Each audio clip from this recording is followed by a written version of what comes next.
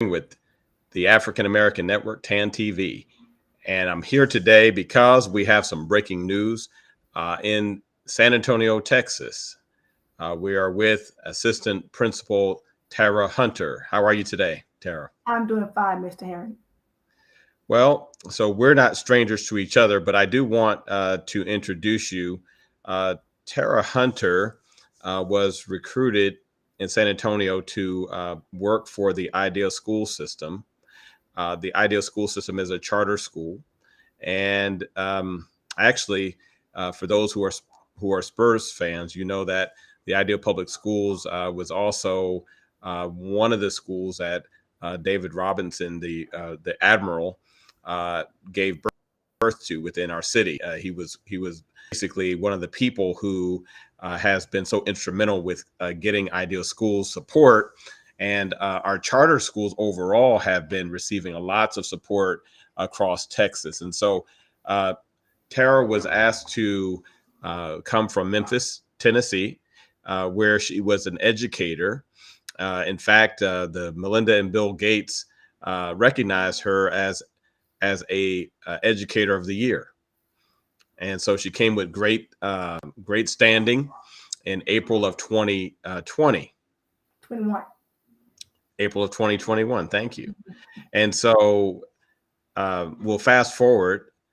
She joined the Ideal School. She was uh, really thriving as an assistant principal. And then all of a sudden, in April of 2022, her life changed.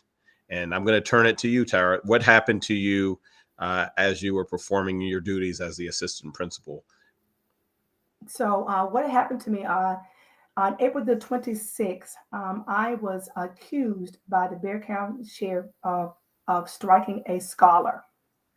And so, without any forewarning or the opportunity to even find out what was the accusations against me, I was arrested on the 28th. I had to immediately come to because I didn't know anyone here, didn't know who to ask. My husband, I had to quickly try to find somebody to help represent me to keep me from um, being incarcerated or going to jail. So with that, we had to ask family and friends to help us with this because, like I said, we just moved here.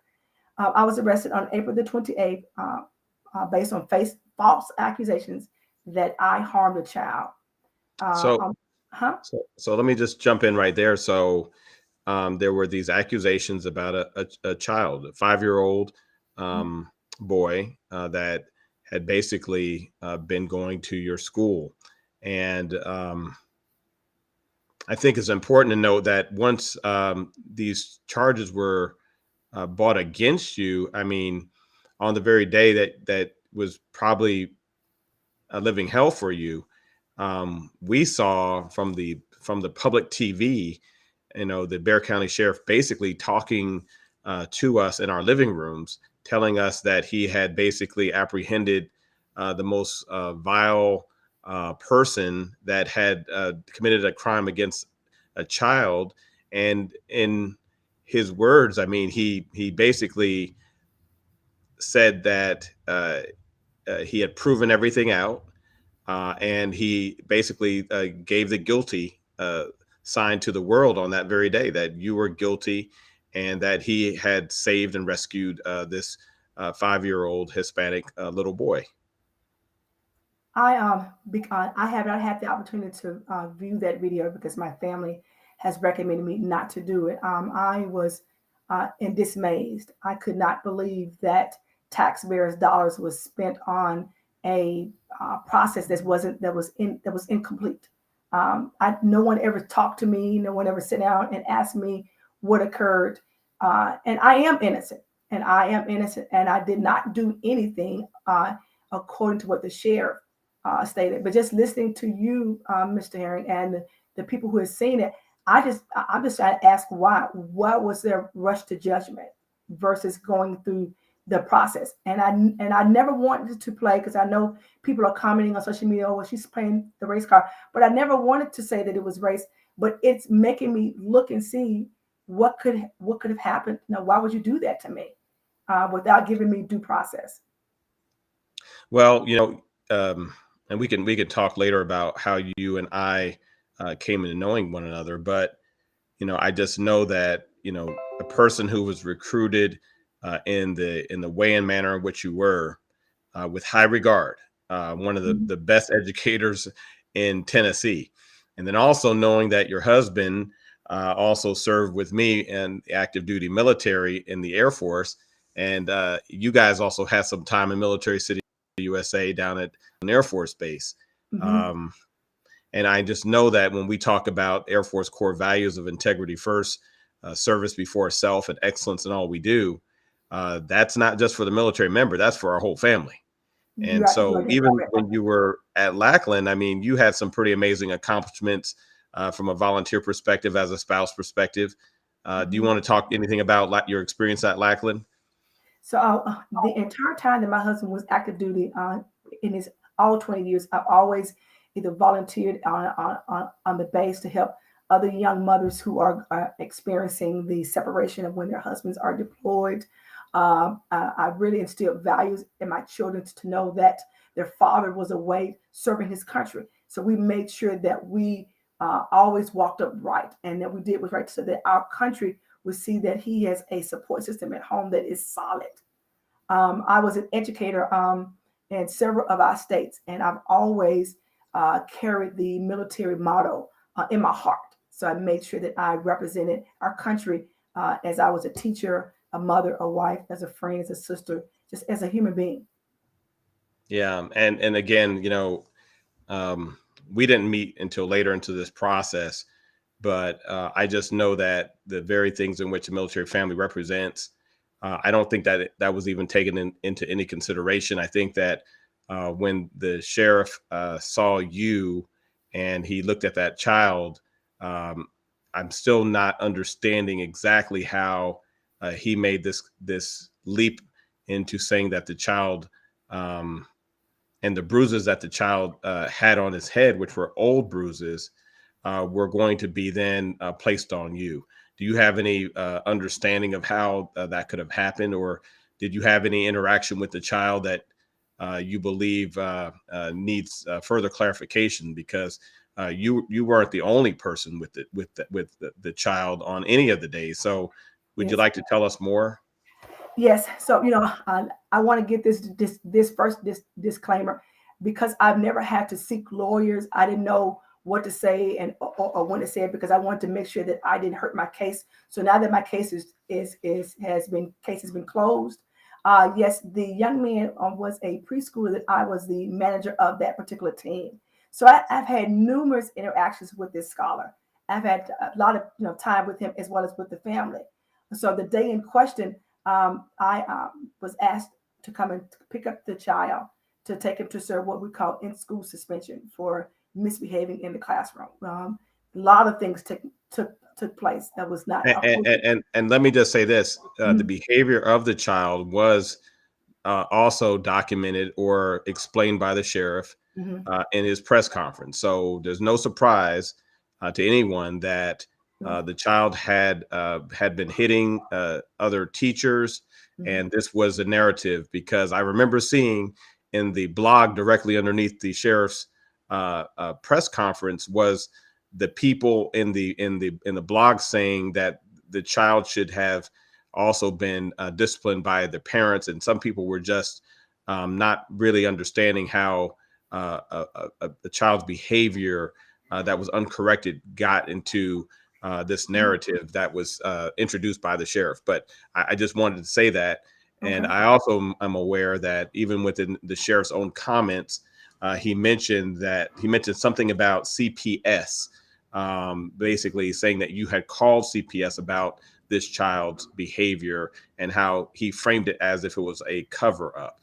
Mhm. So again, I'll turn it back over to you, but I just wanted to bring that out that you're not Okay. bringing anything new to the table. Right. It, Most it definitely. was already said that the child's behavior was questionable Right. that day. So go ahead and you can pick it back So up. in as I went to collect the child from the classroom, took him to my office where the door is open. Our offices are very thin. The other assistant principal, guidance counselor, if you sneeze, you can hear the person sneeze, and you can say bless you. um, had him less than 3 minutes, and the other assistant principal came and got him, and he was sitting down reading his book, just having, doing whatever. But she knew that I just had surgery, so that wasn't in the report. But I just had a tumor removed from up under my right, up under my arm here. So I was not still in my, able to stand a whole lot. I couldn't really raise my arm, but she came and got him. So it wasn't until the mom came and retrieved the child from school that she brushed his bangs and said he has a bruise. And the other individual said, but he has not. Nobody said this didn't happen at school because he's been with me the entire time. So with him being with her, she told him and told the mom, and she said, "No, it couldn't have been because she's only ever spoke to me. She's never interacted with anybody else in the school." But the biggest piece is that was the first big piece. The second piece says the nurse documented that the bruise was purple and green, and any bruise chart would tell you that it can span from 5 to 7 or 5 to 10 days. So Yeah. there's no way in the world a purple and green bruise on that day could be in the healing process. So that raised questions for me, even though I didn't see the press conference, but that raised a question when I did see the warrant that says it was purple and green. Now, I'm concerned about if the sheriff said in his press conference that CPS said that I called. Well, first of all, CPS is confidential, so you should never know who called who. So I Yeah. know that is Yeah. not a true statement because I did not. And so everyone knows I owned a school for a decade. My family did in San Antonio, and dealing with the Department of Protective Family Services, and knowing that at any time, as I had my enrollment of children in my school, that any teacher at any time, any parent at any time, any child at any time could call CPS, but I would never know the source of any complaint, because that violates that privilege of having confidentiality, right? Mhm. And Yes. so I'm disturbed that the sheriff did drop and say that he was aware of you calling, if that was in fact true. I'm not saying that that was true, but I'm saying that it was said during his press conference, which was disturbing to me as a person who has also understood how the child process works when it comes to allegations of something that's not appropriate. And so I'm Mhm. sensitive to that, and I just want to go back to you now to continue your story. Yes. So I was too when I was made aware of that in the warrant that I had called. That was a question that I raised. CPS is always an anonymous. So my question was, well, who called and told him? Because then they're out of, and then now you're having teachers going to be reluctant to make a phone call because this might happen to them. Sure. So I'm still wondering why no one took the time to do first of all give me due process, but say, hey, look, let's look at all of the factors. If it is an old bruise, so now we need to ask the question: well, then who did harm this child? Because it Well, couldn't have so happened that day. so the nurse was also used within the sheriff's dialogue about basically saying that her report substantiated whatever his logic was. But was the nurse talked to? Did the nurse say that you did something wrong? I mean, these are things in which just I'm asking you rhetorically because I already know the answer, but I want the audience to know that it seems as though the information that the sheriff provided was taken way out of context without any direct quote from the nurse. Right? And you are correct. She did provide a statement to IDEA, to Berry County, and her statement continued to say the bruise was purple and green, and that it did not happen at school. No one at the school harmed that child. So she did make that statement, and she is still making that statement. And so when it was told, when the media came out, that nurse received some backlash from saying, "What you didn't report?" She said, "But nothing happened." So because of the twist of words, I think my husband had pulled it up and he said to me that it says, yes, there was some discoloration. That should have been a red flag for any medical individual to say, if there's some discolorations and purple and green, if you pull it up, then that's what it looks like. Yeah, yeah. That I mean, there is an and old we school distilling.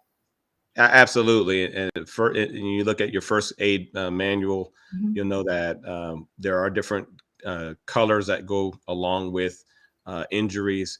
And so, again, now I know that, that there was also some thought that this old injury could have happened anywhere.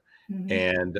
And with that being said, I hear your plea that the child's welfare still should be looked into, because obviously the charges were definitely dropped, but at the same time we have a child who did sustain an injury, Mhm. and those injuries still need to be accounted for. So Correct. you can fast forward into the story where you want to pick it up. Tell us more about what you endured, and did you seek legal representation, and how was that representation received? Because as I was looking at your case, I know that you did seek legal representation, but it doesn't seem like your legal representation was even acknowledged as being something that you could have. Yes. So I want to go back to, I want to make sure that I put a pin right here. I am always concerned about the welfare of children. And since my ordeal, I am praying for the child's safety because I am concerned. I know there's, like you said, there's been many statements about, well, who hit the child? Who did this child? um, I'm concerned about that too because this is a child, and I don't want them to grow up with any permanent scars. So in this situation, we both are have gotten the raw end of the deal because not only someone has harmed this child, but what about Miss Hunter? This has harmed me. I did not. Someone did the child say they was harmed? Yes, and so someone put into the chat. So just to, yeah, just to say that there's a question about, did the child ever say that you harmed him? And then you may also elaborate, if you want, on any previous history that should be talked about. I mean, the child did complain about his own home life at any point, then that's something that's substantial. And I don't Yes, think that the people have the breadth of understanding about about that situation. But you can go yes. ahead and elaborate to what you're So comfortable yeah, with. so before I had my interaction with that child on the 22nd, the child had reported to some other people in the building about what was going on at home. I wasn't privileged to that, even though I had a lot more interaction with him. For some reason, he never shared that with me that things were happening at home. And so when the sheriff made the reference to that was a video, the mom went home and made a video. So the people in the country in Nashville, Texas, assuming that it was a video from school. The mom went home. And so the question still arises. Why would you go home and make a video? And because Yeah, I can, what 5-year-old, I am a grandmother, that if something happened, would not have an outcry right then and there. And there was no outcry at school. It wasn't an outcry until you got home. Second of all, yes, I had to seek legal representation, very expensive. I'm talking about in the thousands because I didn't know anybody here. Even though tens of thousands, tens of tens of thousands. thousands. I want to say Yeah. it was, and so people say, well, how could you afford it? I thank all my friends and family who came to my aid the day before I was arrested when my husband and I said, hey, an investigator is come to our home to want to arrest us. People immediately start pouring in and say, how much do you need? What do because they did not want to see this tarnish my record because it's like, I've never done this before. So I did seek legal representation from a recommendation made by a friend, Sure. but the sheriff made mentions, according to my family and friends, that only guilty people seek legal representation. So I wasn't even Mm. given the opportunity to. It was like it was a mockery because I decided that I needed representation. Because as you know, when you're driving while black and when you're working while you're black, you need to always have legal representation because the judicial system is not blind; it has blinders off. And so I knew that if I was going to get a fair shake, I need to get someone to help me through this process. Well, and that's why exactly we're doing this interview on the African American Network, TAN TV, because our perspective has often been discounted. Our perspective is often discounted in the legal system. Um, and we're still not going to talk about how I got involved with you, but I do want to say something that I remember, and there was two things that I remember. Number one, when we looked at bringing on a private investigator to look at the surroundings around the boy, it was stated in the background of the boy's family that both parents had at one point a legal issue in the Bexar County court system that happened within the 6 months before the April date. There was one that I saw in writing for assault. There was another that I saw in writing for welfare fraud. And so the integrity of the family that stated this with their child was bought against your record of excellence. And that to me is what's criminal. The fact is that again, this basic background check on all parties involved never happened. Right. And so since it didn't happen, what we have is we have the only thing I can look at is saying that, well, we have a sheriff who says that he's protecting a 5-year-old boy who happens to be Hispanic. And then we have an African American woman who is an assistant principal, and she cannot be credible. If she gets an attorney, then she's got to be guilty. And you just came out of surgery, so I'm not understanding the connection between why you were then placed under a very immediate um, danger list because there was a walked warrant for your arrest. And I don't know how you became a threat, just like I've seen other African American women in San Antonio who have had a walked warrant, and they've also had SWAT show up at their house under arrest. So please tell me more about the walk warrant. So I want to say, Mr. You said a lot, and while I'm sitting here, I am just I'm still having. It's like I'm reliving it again about what happened to me having that knock at the door, with someone coming and invading my new home while I'm still unpacking. Um, the walking the warrant was done within 48 hours of the investigator coming to my house to get my statement. So my question is, why was that so apparent? Because most of the time, walking the warrant, well, let me tell you, walking the warrant was designed for immediate danger. So if this was on the 20th, if this was done that according to the sheriff, he made it seem like that happened that same day, and I'm gonna walk this warrant because the writing is so vague that it leaves you to a lot of suspicions. But normally, walking a warrant is for a child that's in immediate danger or a family member that's in immediate danger. You need to get in and you need to rescue this person. So from the time that mother made the accusation to 7 days later, all of a sudden now it's a danger. So that's what my question was. I truly understand about investigating both sides, but I just think that if you're taking the time to give to give me, the person that's been accused, according to the judicial system, to give you my side of the story, which was the truth. Nothing happened. I did not, I repeat, I did not harm, touch this child. But because you have raked me through the coals, no one's ever going to believe me because when you stood up, he made it seem like it was automatically guilty. Ms. All Hunter, had been collected. Ms. Hunter, there was a file cabinet that was spoke about. Mhm. Was the file cabinet ever tested to your knowledge? DNA? I mean, was there any traces that were ever found on a file cabinet? I Nope. mean, these are the things in which I know went into the allegations. But yet again, how long was that investigation of the sheriff's department? You probably don't know, but I do know that the follow-on investigations were conducted by the state of Texas, the Department of Protected Family Services, and Mhm. I also know that the Ideal Public School System had to do a thorough investigation. Mhm. Um, and both of those investigations showed what? That I did no wrongdoing, that I didn't do it, that I didn't do anything. That and yes, the foul candidate was never. You're right. The foul candidate was never tested. There was a picture. There was no dent in it. It wasn't. There was no evidence of any kind of on this foul cabinet. And by the way, let me also tell you that all of our offices are set up the same way. So if anybody had any interaction with this scholar besides me, all of us had the same black file cabinet, all of us had the same desk, same computer, same everything. So there was nothing unique about my office. I just really truly believe it was that somebody was trying to use me as a scapegoat for something else that was beyond me. So let's remove let's push blame over here so we don't have to look over here.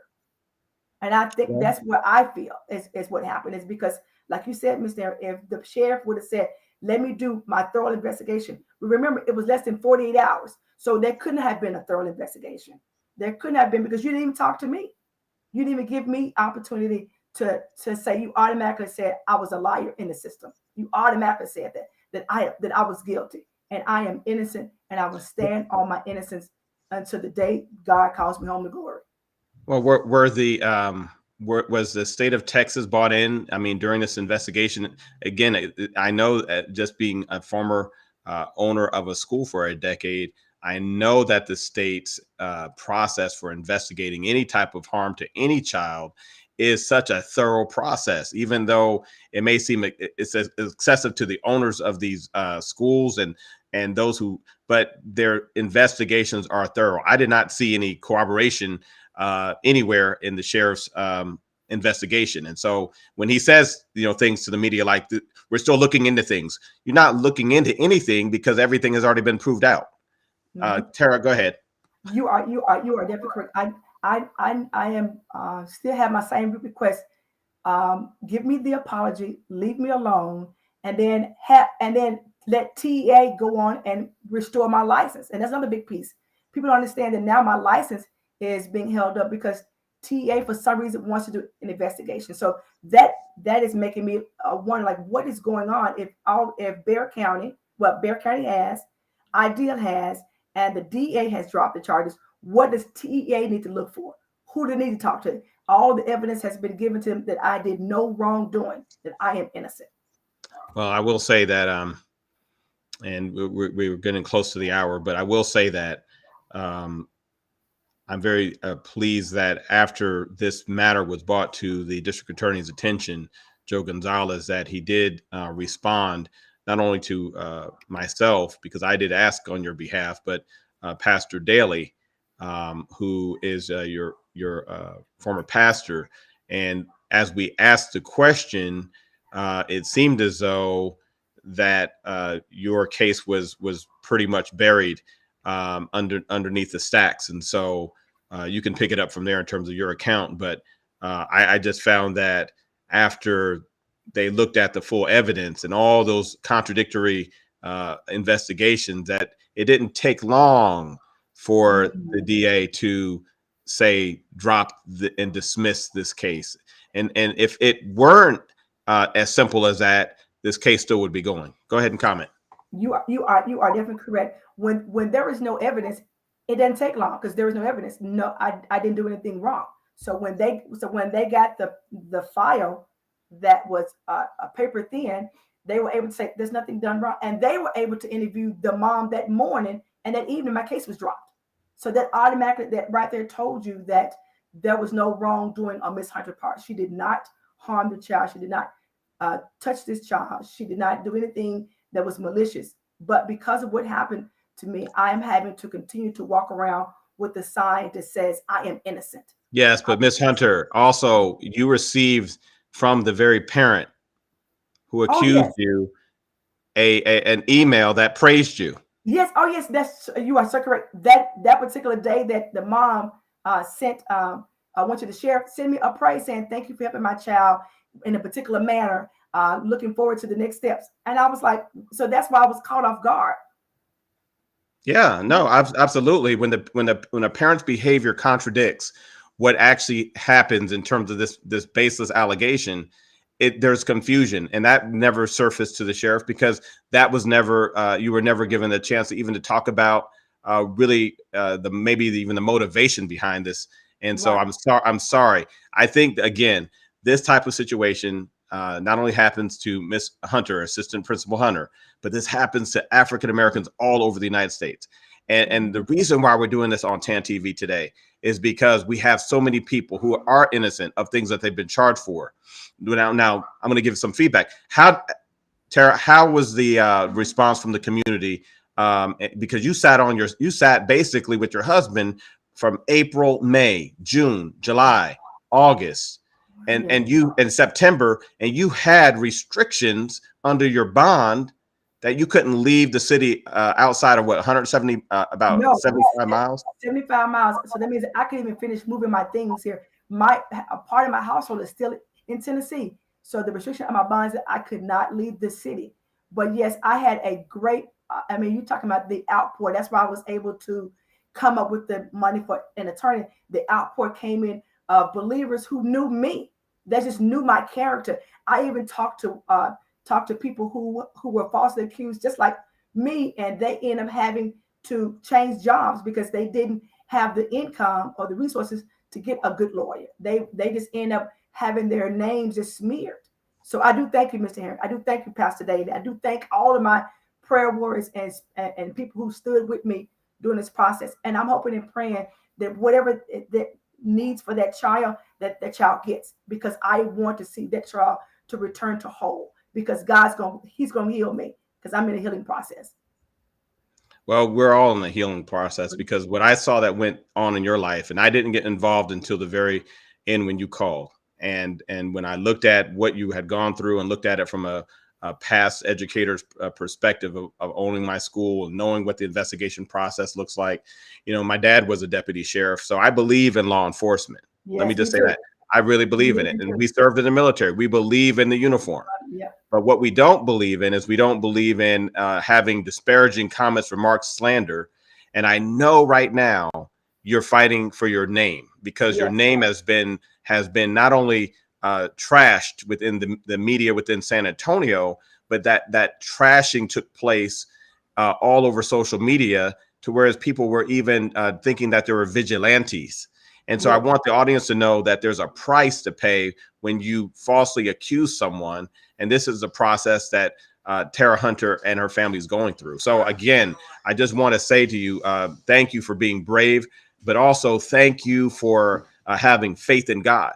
And Yes. as a minister, I will say I saw your faith come through, and I appreciate Pastor Daly who put his name on the line, Yes. because Pastor Daly said that no, there will be no politicking of any a Bexar County official coming into a black church or black churches because you got this wrong and you need to restore and get this family's life right. So I applaud Pastor Yes. Daly Thank for you, what he Pastor did. David. Yeah. Yes. Well, hey, thank you, Mr. Henry. I'm looking forward to the next chapter that God has designed for me. And I thank you. I thank TAAN TV for allowing me this opportunity. And just have an awesome day. Okay. So I'm going to say this.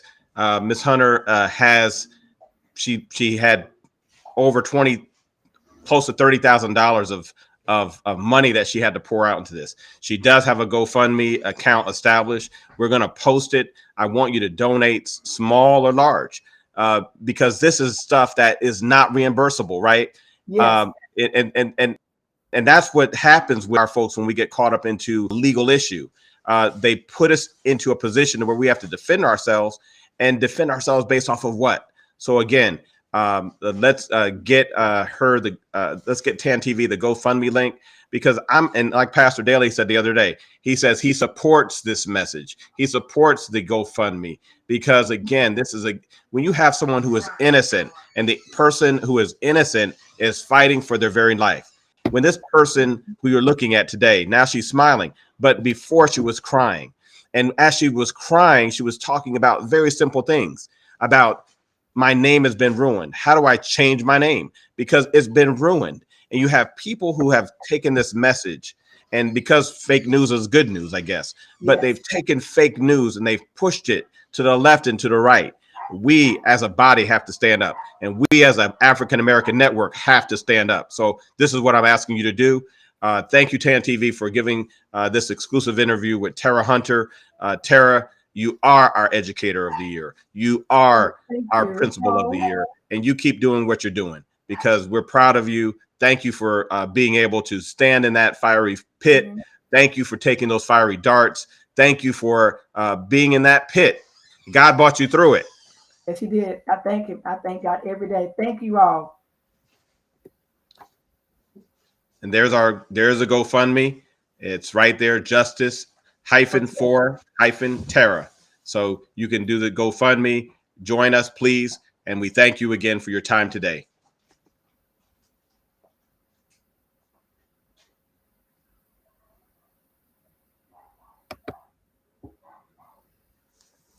Thank you, Tara. Thank you. Thank you, Chris. God bless you and your family.